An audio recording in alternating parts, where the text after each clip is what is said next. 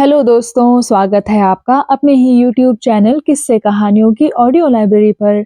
आज हम कहानी सुनेंगे राजा गोपीचंद की। तो चलिए सुनते हैं आज की कहानी। प्राचीन काल में एक बहुत ही पतिपरायण और भगवत भक्त स्त्री थी जिसका नाम रानी मीलन था। घर में और तो सब प्रकार के सुख थे, लेकिन एक ही दुख का कारण था। रानी के कोई पुत्र न था।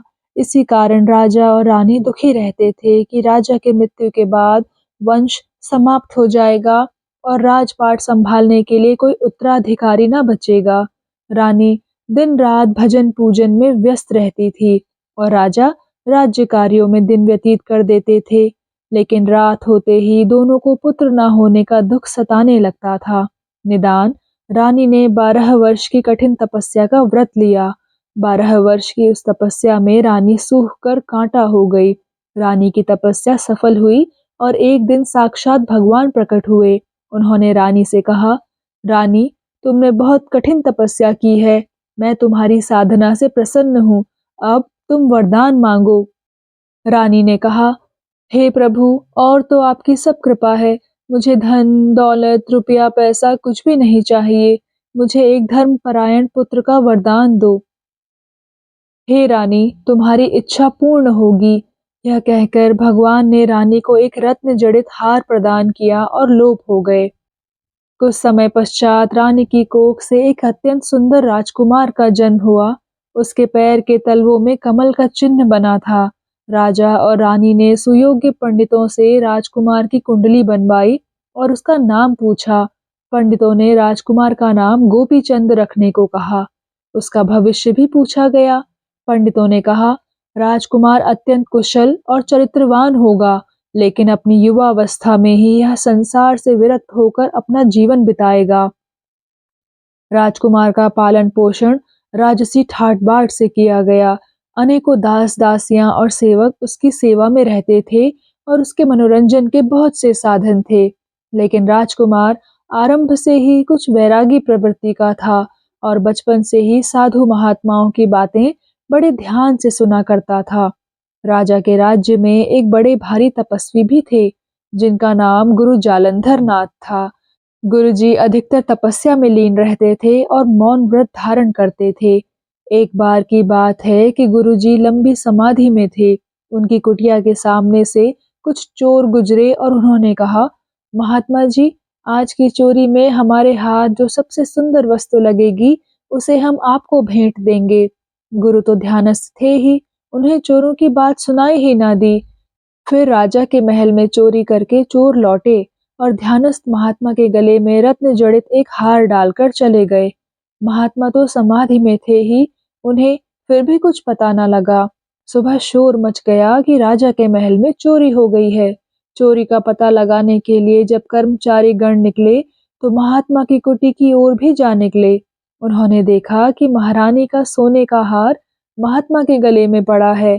उन्होंने राजा को खबर दी और कहा, महाराज, रानी का हार एक साधु पहने बैठा है। राजा यह सुनकर आग बबूला हो गए। उन्होंने सोचा कि हो ना हो अवश्य यह एक ढोंगी साधु है।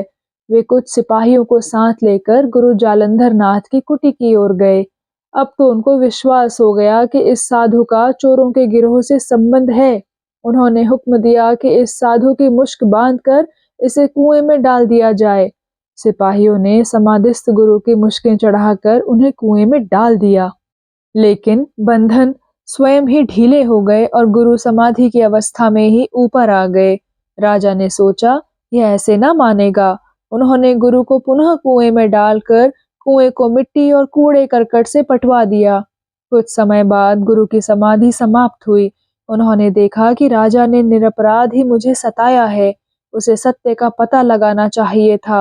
उन्होंने राजा को श्राप दिया, आज से 6 मास के भीतर ही तेरा प्राणांत हो जाएगा, क्योंकि तूने अकारण ही एक साधु को सताया है। ठीक 6 मास के बाद ही राजा की मृत्यु हो गई।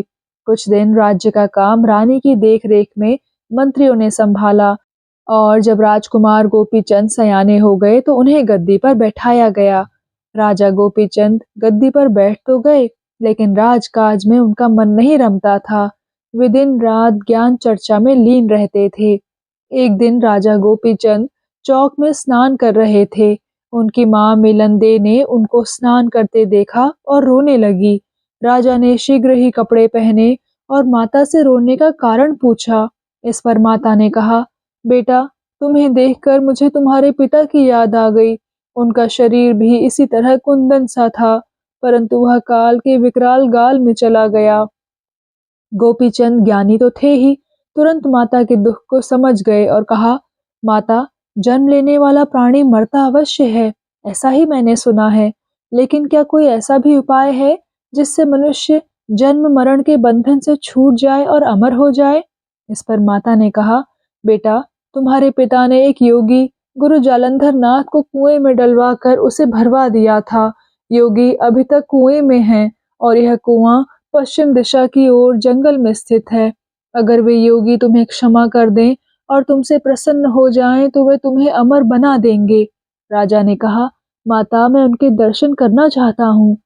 माता ने कहा, बेटा, योगी जी को तुम्हारे पिता ने निरपराध ही सताया था, इस कारण वे बहुत रुष्ट हैं।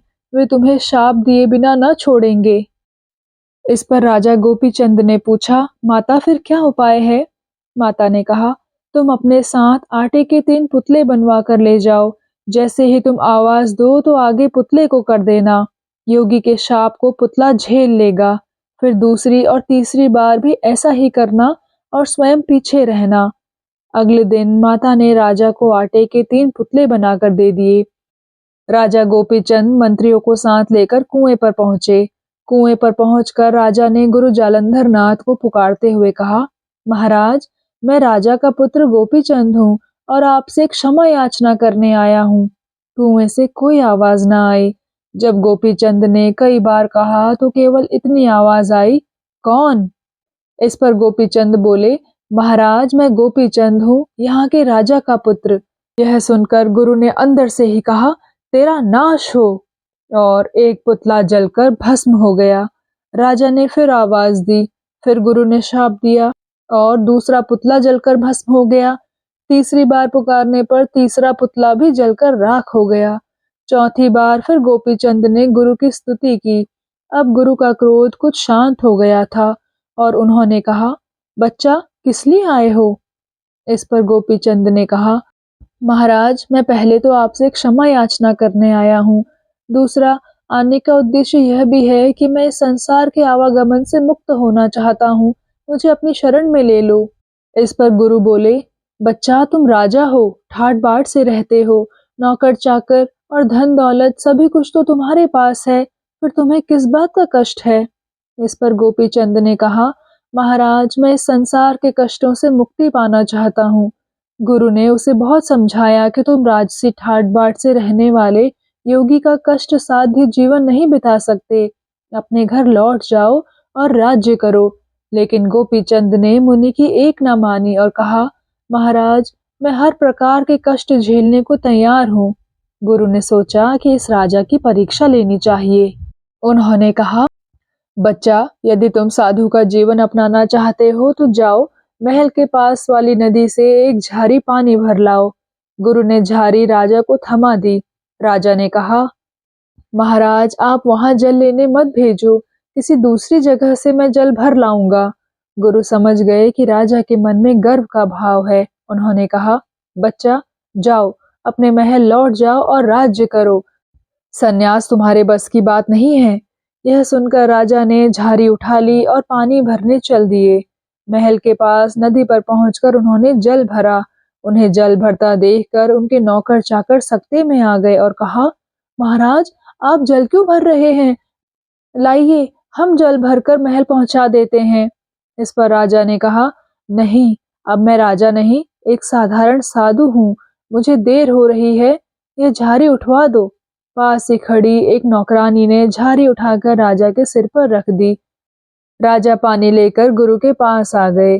गुरु ने पानी देखा तो कहा, बच्चा, इस जल को बिखेर दो, क्योंकि इस जल को तुम्हारी नौकरानी ने उठाकर तुम्हारे सिर पर रखा है। राजा बहुत दुखी हुए, लेकिन गुरु की आज्ञा थी, इसलिए उन्होंने जल बिखेर दिया। अब गुरु ने आज्ञा दी, जाओ, नगर से भिक्षा मांग कर लाओ। राजा यह सुनकर कुछ परेशान से हुए और कहा, महाराज, यह तो बड़ा कठिन काम है। इस पर गुरु ने कहा, तो जाओ, महल लौट जाओ और राज्य करो। राजा झोली उठाकर चल दिए। नगर में पहुंचे तो लोगों ने राजा को इस प्रकार झोली लिए देखकर बहुत आश्चर्य किया। राजा ने कहा, मैं राजा नहीं हूँ, गुरु जालंधर नाथ का शिष्य हूँ। यह सुनकर एक सेठ उन्हें अपने घर लिवा ले गया और आटे दाल से उनकी झोली भर दी। भिक्षा लेकर राजा गुरु के आश्रम पर पहुंचे। गुरु ने देखा तो बोले, बच्चा, फेंक दो इस अन्न को, तुम एक ही घर से भिक्षा लाए हो जो उचित नहीं है। राजा बहुत दुखी हुए और गुरु की आज्ञा से उन्होंने भिक्षा का अन्न भूमि पर बिखेर दिया। गुरु ने फिर कहा, बेटा, तुम योगी बनना चाहते हो, लेकिन तुम्हारा अहम अभी तक बना है। जाओ, अपनी रानी से भिक्षा मांग कर लाओ और कहो, माता भिक्षा दो। यह सुनकर राजा सकते में आ गए। बोले, गुरुदेव, ऐसा मैं कैसे कह सकूंगा, आखिर मेरा उससे विवाह हुआ है। गुरु ने कहा, बच्चा, सन्यासी की ना कोई पत्नी है और ना वह किसी का पति है। यदि अब भी तुम्हें संसार के नाते रिश्तों का इतना ख्याल है तो तुम इसे त्याग नहीं सकते। राजा गहरी सोच में पड़ गए। उनके मन में एक भीषण संघर्ष छिड़ गया। वे अपने निर्णय पर अटल थे, अतः उन्होंने सोचा कि गुरु ठीक कहते हैं। वे अपनी रानी नौनादे के महल की ओर चले। राह में दासियों ने उन्हें देखा तो रानी को सब हाल कह सुनाया। रानी को अपने कानों पर विश्वास न हुआ। वे महल के द्वार पर आई। इतने में राजा गोपीचंद भी द्वार पर पहुंच चुके थे। उन्होंने अलख जगाया और रानी से भिक्षा मांगी। रानी ने कहा, महाराज, आप तो राजा हैं, आपको भिक्षा की क्या आवश्यकता है?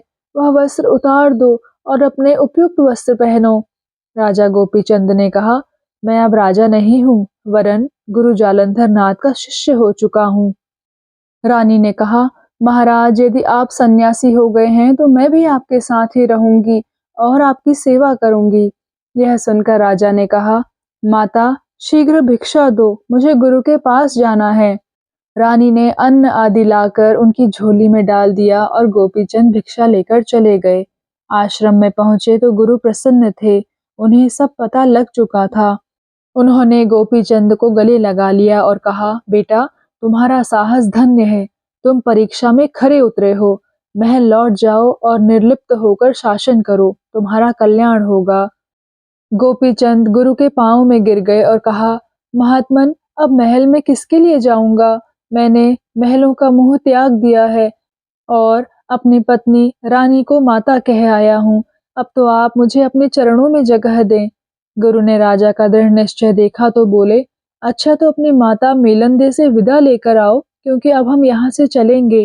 गोपीचंद बोले, गुरुदेव, पत्नी नौनादे को तो मैं रोता बिलखता छोड़ आया हूँ, लेकिन माता के विलाप को मैं सहन न कर पाऊंगा। अच्छा हो यदि आप भी मेरे साथ चलें। गुरु चलने को तैयार हो गए और दोनों महल पहुंचे। उनके आने की खबर सुनकर नगरवासी भी उमड़ आए। महल में हाहाकार मचा था और चारों ओर मुर्दानी सी छाई हुई थी। रानी मीलंदे ने पुत्र को योगी के रूप में देखा तो उनकी आंखों से आंसू झरने लगे। गुरु ने सबको सांत्वना दी और रानी मीलंदे को संबोधित करते हुए बोले, रानी, दुखी क्यों हो? इस संसार में जो मिलता है उसका बिछोह भी निश्चित है। आपको तो प्रसन्न ही होना चाहिए कि आपके कुल में ऐसे धर्मात्मा राजा का जन्म हुआ। माता की हिचकियां बंधी हुई थी। उनके मुंह से केवल इतना निकला, महाराज, इस राजपाट का क्या होगा? गुरु बोले, रानी, तुम इसकी चिंता ना करो। रानी नौनादे के गर्भ से एक राजकुमार का जन्म होगा और आज से ठीक 12 वर्ष के पश्चात हम उसके राज तिलक में आएंगे। रानी कुछ देर चुप रही, फिर बोली, बेटा गोपीचंद, तुम पूरब पश्चिम किसी भी दिशा में जाना, पर उत्तर दिशा की ओर मत जाना, क्योंकि उत्तर दिशा में तुम्हारी बहन का राज्य धारा नगरी है। वह तुम्हें इस रूप में देखेगी तो बहुत दुखी होगी। इस पर गोपीचंद ने कहा, जैसी इच्छा माता, और दोनों गुरु शिष्य वहां से विदा हो गए। संयोग की बात कि गुरु शिष्य भ्रमण करते हुए उत्तर दिशा में धारा नगरी में ही जा निकले। एक रमणीक स्थान देखकर वे ठहर गए। पूरी नगरी में समाचार फैल गया कि एक अत्यंत सिद्ध योगी पधारे हैं। समाचार गोपीचंद की बहन रानी चंद्रावती तक भी पहुंचा। रानी अपनी दासियों को साथ लेकर योगी के दर्शनों के लिए पधारी। वहां उन्होंने अपने भाई को योगी के रूप में देखा तो वे रोने लगी और बोली, भैया तुमने क्यों संन्यास ले लिया? क्या भाभी ने बोली मारी है या माता ने कुछ कहा है? कहीं किसी शत्रु ने तो नहीं सताया? गोपीचंद बोले, बहन ऐसी कोई बात नहीं हुई, मैं स्वयं अपनी इच्छा से योगी बना हूँ। रानी ने भी भाई को संन्यास त्यागने के लिए बहुत समझाया, लेकिन गोपीचंद न माने। तब रानी ने उनसे विनय पूर्वक कहा, भैया तुम्हें मेरी एक बात तो माननी ही होगी, कहकर वह उनके पैरों पर गिर पड़ी। गोपीचंद ने बहन को उठाया और बोले, बहन अपनी इच्छा बताओ। इस पर बहन बोली, भैया तुम्हें इसी नगर में 12 वर्ष तक रहना होगा, मैं यहीं पर तुम्हारी कुटी बनवा दूंगी।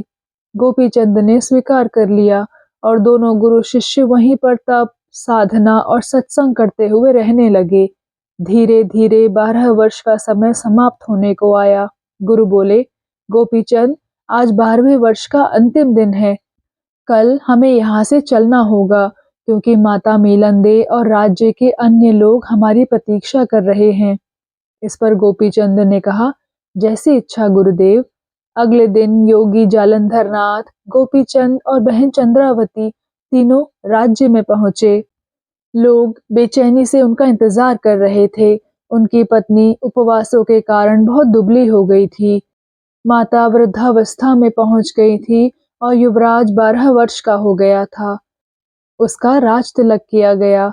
सब लोग बहुत प्रसन्न हो गए। अगले दिन सबको आशीर्वाद देकर योगी और गोपीचंद वहां से विदा हो गए और दूर पर्वत प्रदेश में तपस्या करने लगे। फिर वे कभी राज्य की ओर ना लौटे।